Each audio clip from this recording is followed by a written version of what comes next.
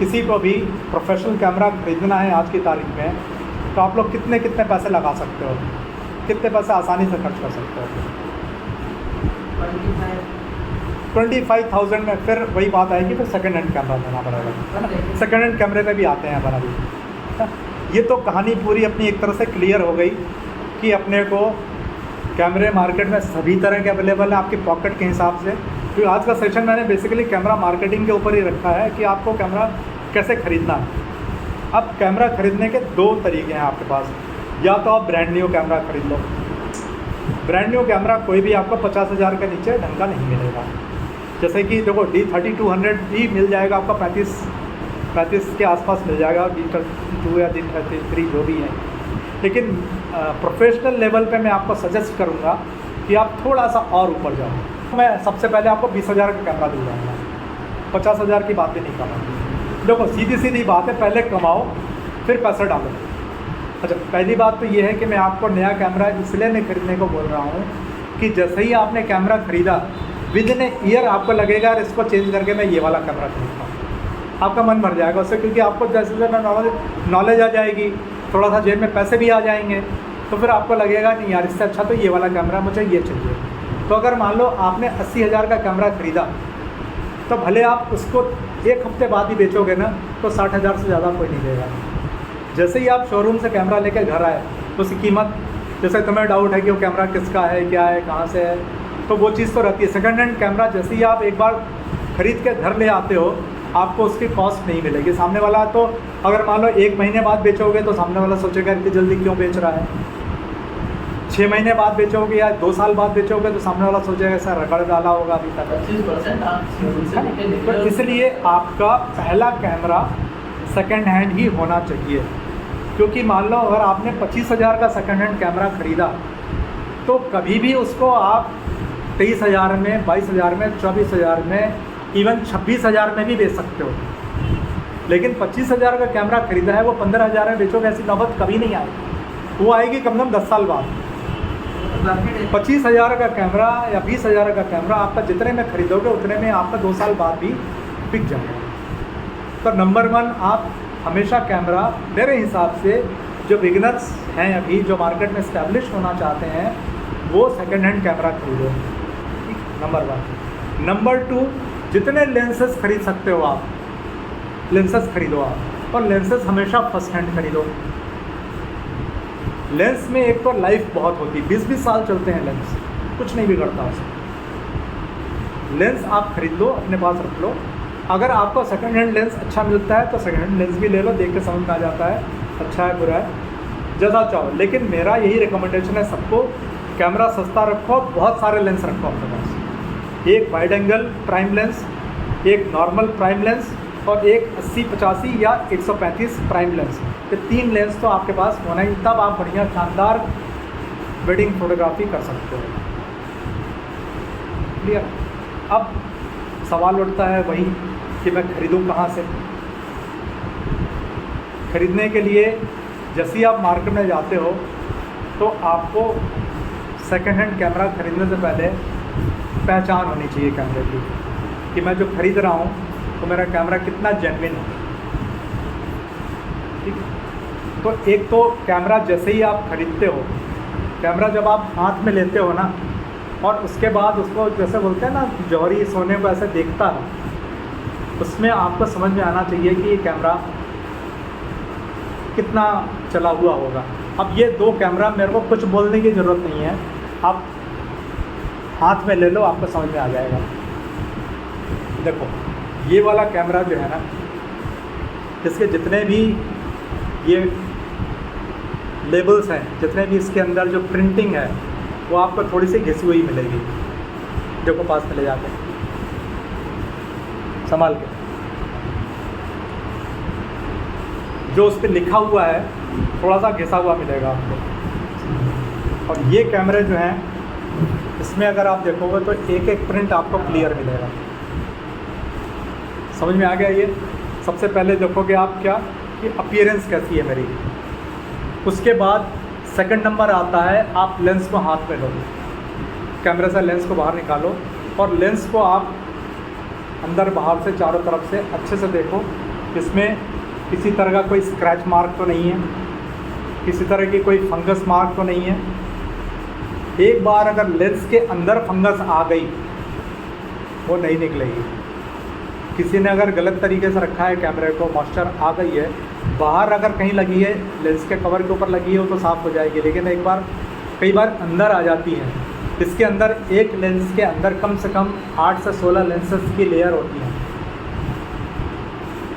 Combination of lenses होते हैं जो आपस में एक दूसरे से कॉम्बिनेशन में चिपके हुए रहते हैं। जब आप ये जूम करते हो, फोकस करते हो, तो वो अलग अलग तरीके से, इसीलिए तो आप इसको फोकस कर पाते हो और जूमिंग कर पाते हो, तो बहुत सारे लेंसेज का कॉम्बिनेशन है। उनकी लेयर के बीच में अगर एक बार चली गई फंगस आपकी तो नहीं निकलेगी तब। और वो कैमरा आपका जब आप फ़ोटो खींचोगे उस पर धब्बे आना शुरू हो जाएंगे। एक तो इसको देखो आप अच्छे से लेने से पहले कि किसी तरह से कोई इसके ऊपर फंगस का निशान तो नहीं है। उसके बाद आपके इसके अंदर तरह तरह के स्क्रूज़ होते हैं, यहाँ पे स्क्रूज़ हैं, है ना। स्क्रू को देखो अच्छे से, स्क्रू के ऊपर कहीं स्क्रू ड्राइवर का निशान तो नहीं है कि किसी ने खोला तो नहीं। अगर किसी ने एक बार भी खोला होगा तो स्क्रू ड्राइवर का निशान उसके ऊपर आ जाएगा। तो कभी भी करने से पहले इसको जो है आप यहाँ पे जितने भी स्क्रूज़ हैं उसको आप ध्यान से देखें कि स्क्रू के निशान तो नहीं है। ये देख लिया आपने। उसके बाद आप कैमरे का लेंस निकालो। लेंस निकालने के बाद जो मैंने बताया था अभी, इसकी जो मैनुअल सेटिंग है, मैनुअल सेटिंग में डाल के जो शटर स्पीड है उसको जो है एक बल्ब पे डाल देते हैं। ये बल्ब है, पास आके देखो, एक शटर स्पीड होती है जिसमें मैं जब तक इसको दबा के रखूँगा, जब तक शटर को दबा के रखूँगा तब तक शटर खुला रहेगा, और जब बंद करूँगा तो बंद हो जाएगा। तो ठीक है, इसको दबाने के बाद आप इसके अंदर ये शटर, इसका मिरर ऊपर उड़ जाता है और इसके बाद इसका सेंसर दिखाई देने लगता है। ये सेंसर दिखाई दे रहा नीले रंग का, ठीक है ना। उस पर देखो किसी तरह का कोई स्क्रैच मार्क, किसी तरह का कोई डॉट, किसी तरह का स्पॉट कुछ तो नहीं है, क्योंकि ये कैमरे की जान होती है सेंसर। तो सामने वाला अगर कैमरा बेच रहा है तो कोई ना कोई रीज़न होता है उसको बेचने का। या तो मतलब कुछ तो लोग होते हैं जिनको कि नया कैमरा ख़रीदना है इसलिए बेच रहे हैं, कुछ लोग का मन भर चुका होता है उस कैमरे से इसलिए बेच रहे होते हैं, कुछ लोगों को उस कैमरे में कोई शिकायत आ जाती है तो बेच रहे हैं। तो शिकायती कैमरे आपको अपने विजडम से पकड़ना है कि कहीं कोई शिकायत वाला कैमरा तो नहीं है, ठीक है ना। ये चीज़ जानना बहुत ज़रूरी है कि शिकायत तो नहीं है, ठीक है। अब ये देख लिया आपने। उसके बाद ये यहाँ पे एक मिरर है, इस मिरर को देखना है आपको। इसके अंदर सामने जब मिरर दिख रहा है, मिरर के ऊपर किसी तरह का कोई स्क्रैच, किसी तरह का कोई, हालांकि उससे बहुत ज़्यादा फ़र्क, इमेज क्वालिटी में फ़र्क नहीं पड़ेगा। अगर मान लो मिरर के ऊपर स्क्रैच है भी तो पिक्चर क्वालिटी में फ़र्क नहीं पड़ेगा, लेकिन आपको फोकस करने में फ़र्क पड़ सकता है। स्क्रैच होना नहीं चाहिए, ठीक है। और कभी भी उसके ऊपर उंगली नहीं लगना चाहिए, मिरर पे या सेंसर पे कभी भी उंगली नहीं लगना चाहिए। यही वो मिरर है जिस पे पहले रोशनी आती है, फिर ऊपर जाती है, आप फोकस करते हो और जिसमें आप फ़ोटो खींचते हो मिरर अपने आप ऊपर चला जाता है, ठीक है। ये हो गया। उसके बाद आपको और क्या देखना है, आपको एक एक लेंस जो कैमरे के साथ मिल रहा है आपको, है ना, उसके ये जो बटन्स हैं यहाँ पे दिखाई दे रहे हैं, ये गोल्डन बटन्स, ये वाला, इसको देखना है। ये कैमरे और लेंस के बीच का कनेक्टिंग पॉइंट है। सिर्फ ये पॉइंट्स की वजह से ही आपका कैमरा और लेंस का कम्युनिकेशन होता है आपस में। फोकस भी इसी से होता है, जो अपर्चर अपने आप चेंज हो जाता है वो भी इसी से होता है। तो बेसिकली ये और कैमरे को आपस में ये गोल्डन पॉइंट से कनेक्ट करते हैं। तो ये घिसा हुआ तो नहीं है ज़्यादा। अगर ये कहीं से घिसा हुआ है या एक आध दाना इसमें से मिसिंग है या टूटा हुआ है तो आपका लेंस काम नहीं करेगा। तो ये देखना आपके लिए बहुत ज़रूरी है कि इसके अंदर से ये भी देखना ज़रूरी है, प्लस ये जो कैमरा है इसके अंदर भी उतने ही पॉइंट्स हैं, ये जो दिख रहे हैं ना पॉइंट्स, ये वाले यहाँ पे ये पॉइंट्स हैं, इसको देखना बहुत ज़रूरी है कि ये सारे के सारे पॉइंट्स आपके क्लियर हैं, घिसे हुए तो नहीं हैं। ये देखना ज़रूरी है आपको। ये देखने के बाद दोनों कैमरा लेंस देखने के बाद आप समझ सकते हो कि दोनों मेरे सही हैं। उसके बाद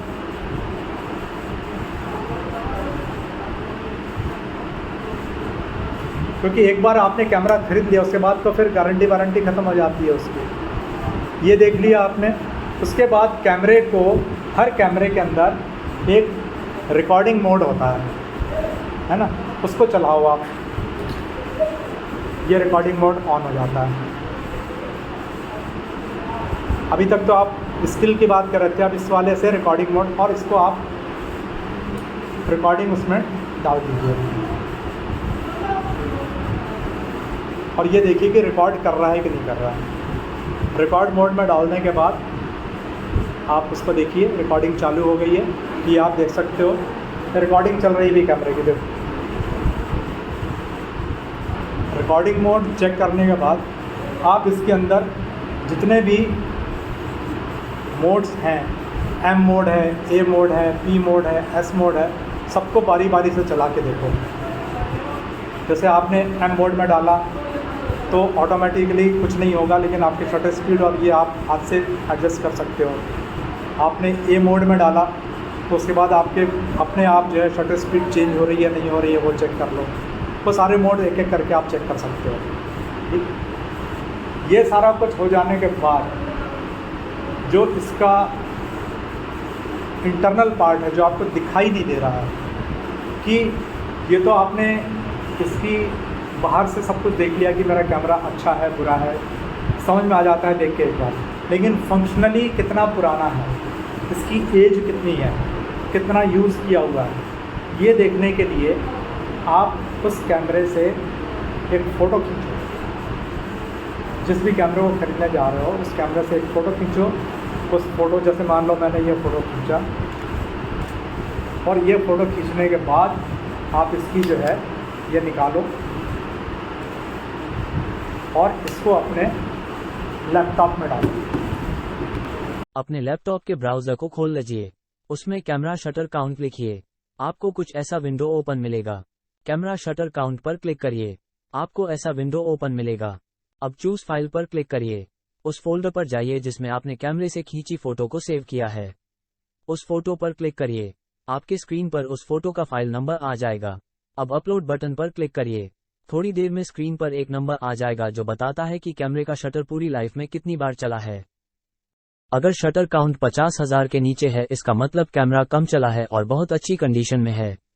ये किसी प्रोफेशनल फोटोग्राफर के कैमरे का शटर काउंट है। थोड़ा ज्यादा है लेकिन लिमिट के अंदर है। ये भी किसी प्रोफेशनल फोटोग्राफर के निकॉन D90 का शटर काउंट है। ये 1 लाख से ऊपर है। इसका मतलब ये काफी इस्तेमाल हो चुका है। कोशिश करें कि 50,000 तक के शटर काउंट के कैमरे मिल जाए। अधिकतम 1 लाख काउंट तक का ले सकते हैं, उसके ऊपर अवॉइड करें। 50,000 तक सेफ है कैमरा। 50,000 तक की पिक्चर ले सकते हो, 1 लाख तक की भी ले सकते, मतलब 50,000 से 1 लाख तक मतलब यूज़ किया हुआ है। 1 लाख से ऊपर वाली नहीं लेना है आपको। तो लेटेस्ट, अच्छा आप जिससे अगर मान लो किसी को ये टेक्निक मालूम होगी तो वो आपका बेवकूफ़ भी बना सकता है। वो बोलेगा भाई साहब आपको मैं लैपटॉप पे दिखाता हूँ, वो 3 साल पुरानी फ़ोटो डाल के दिखा देगा आपको, है ना। तो जब भी आप दुकान पे कहीं या किसी के घर पे ख़रीदो, वो बोल सकता है ये मैं चेक करा देता हूँ, वो अपना फ़ोटो डालेगा, उसके अंदर मेमोरी कार्ड डालेगा और एक वो करेगा, आपको दिखा देगा। हो सकता है वो 3 साल पुरानी फ़ोटो दिखा रहा हो। जैसे इसी कैमरे की अगर मैं 3 साल पुरानी कोई फ़ोटो डालूँ इसी मेमोरी कार्ड पे तो अलग रिज़ल्ट आएगा। जैसे अभी थोड़ी देर पहले यही वाला मेमोरी कार्ड दूसरे कैमरे का लग गया तो 33,000 बताने लगा था। तो बेसिकली आज की जो लेटेस्ट फ़ोटो है वो फ़ोटो आपको डाल के इसमें डालना है तो आपको कितना चला है वो बता देगा कि आपका कितना यूज़ हुआ है कैमरा।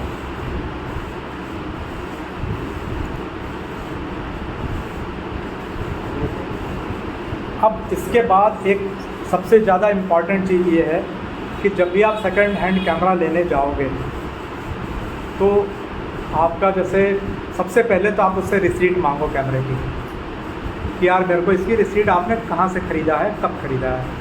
तो अगर उसके पास जेन्युइनली होगा तो आपको दिखा देगा कि साहब ये रसीद है मेरी, मैंने यहाँ से ख़रीदा था, मॉल से ख़रीदा था, ऑनलाइन ख़रीदा था, जो भी ख़रीदा था, तो वो आपको बता देगा। अगर वो नहीं बता पा रहा है, बहुत सारे लोग नहीं बता पाते, जैसे मेरे पास तीनों कैमरे में से किसी की रसीद नहीं है, कितने टाइम हो गए, फेंक फाँक दी, गुम गई, कभी सोचा ही नहीं इस बारे में कि रसीद संभाल कर रखूँ। कोई 5 साल से है, कोई 7 साल से है, ये वाला तो मेरे पास 10 साल से है D3100, तो कहाँ रसीद रखते हैं संभाल के, फेंक फाँक दी। तो एक तो सामने वाले की कितना जेन्युइन आदमी है जिससे आप खरीद रहे हो।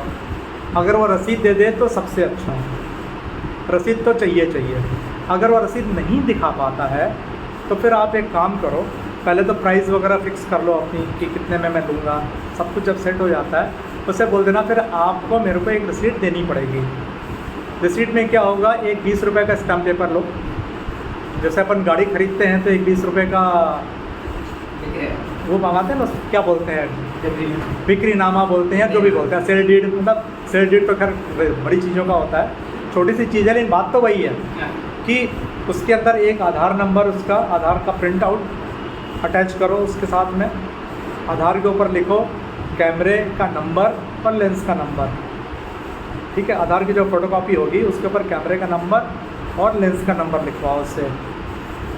उसके बाद आपका जो डिस्क्रिप्शन ऑफ एग्रीमेंट है उसमें आप लिखो सामने वाले का नाम, उसका एड्रेस, कैमरे का मॉडल, कैमरे का सीरियल नंबर, कैमरे का लेंस नंबर। ये सारी चीज़ें कहाँ होती कैमरे में मालूम है ना। कोई भी कैमरा अगर उठाओगे तो उसके यहाँ पे तल्ली में कैमरे का पूरा सीरियल नंबर वगैरह, मेक वगैरह सब रहता है, ये लगा। उसके बाद जितने भी लेंस होते हैं सबके ऊपर एक सीरियल नंबर होता है इंडिविजुअली, हर लेंस का अपना एक सीरियल नंबर होता है। तो खाली कैमरा ही नहीं, आप कैमरा और जितने साथ में लेंस खरीद रहे हो सबका लेंस लो और उसके ऊपर एक का सीरियल नंबर नोट करो और उस एग्रीमेंट में नोट कर दो। मैं ऐसा इसलिए बोल रहा हूँ कि कभी बाई चांस आपका कैमरा चोरी हो गया तो आप कैसे प्रूव करोगे कि ये मेरा कैमरा है, ठीक है। या इसका उल्टा भी हो सकता है, कल को किसी ने जाके थाने में कंप्लेंट करा दी, साहब इनके पास जो कैमरा है वो मेरा है। ऐसा हुआ है कि जिसने बेचा है उसने चोरी का कैमरा आपको बेच दिया और उससे पहले उसने कभी रिपोर्ट लिखाई हुई थी अपने कैमरे के चोरी होने की। कभी गलती से किसी शादी में, किसी फंक्शन में, कहीं किसी भी जगह किसी ने अपना कैमरा पहचान लिया बाई चांस, तो आपके ऊपर केस कर देगा या कहीं भी पुलिस बुला लेगा, जो कुछ भी है साहब ये तो मेरा है। तो किसी भी चीज़ को यार ये तुम्हारा नहीं है मेरा साबित करने के लिए कोई तो डॉक्यूमेंट होना चाहिए ना। अगर मान लो कि उसने चोरी का भी बेचा है आपको, तो आप उसको बोल सकते हैं भाई साहब मैं कुछ नहीं जानता, ये मेरे ओरिजिनल मालिक की रसीद है, इसने मेरे को दिया है। अगर आप बोलते हो चोरी का है तो आप उसको बुला के क्लेम करो, मैंने तो उससे लिया है। पुलिस भी आएगी तो you are not responsible, that person is responsible who has sold the camera. ये बहुत ज़रूरी चीज़ है कैमरे के मामले में, क्योंकि फ़ोटोग्राफी के बिजनेस में सारे अच्छे लोग नहीं हैं इस तरह के धंधे होते हैं, इसलिए आप ये चीज़ बच के रहो, एग्रीमेंट बना के रखो अपने पास, ठीक। एक और पॉइंट है इसमें कि आपने जब कैमरा ख़रीदना चाहा तो उसका आपको ये भी चेक करना है कि उसका फ्लैश पॉइंट चल रहा है नहीं चल रहा है।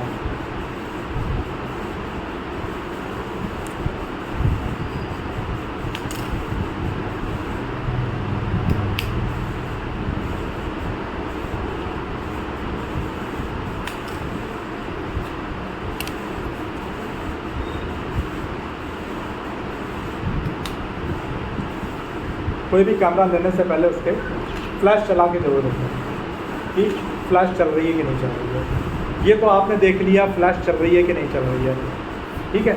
अब आपके पास फ्यूचर में एक प्रोफेशनल फ्लैश भी आने वाली है, अब उसका कैसे टेस्ट करोगे। तो एक फ्लैश आपको जिससे ख़रीद रहे हो उसके पास अगर फ्लैश है तो ठीक है, नहीं तो अगर आपके पास फ्लैश है तो आपको फ्लैश भी, क्योंकि ये वाला जो पॉइंट है कि कैमरे का जो इसको बोलते हैं हॉट शो पॉइंट बोलते हैं, हॉट शो पॉइंट भी चेक करना बहुत ज़रूरी है।